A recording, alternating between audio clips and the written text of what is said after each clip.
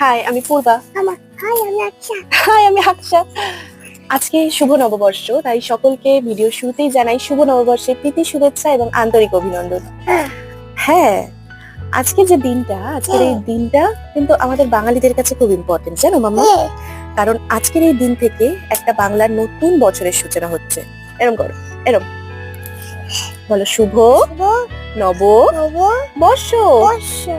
সকলকে শুভ নববর্ষের প্রীতি শুভেচ্ছা ও আন্তরিক অভিনন্দন। বড়দের প্রণাম আর ছোটদের অনেক ভালোবাসা। মুয়া।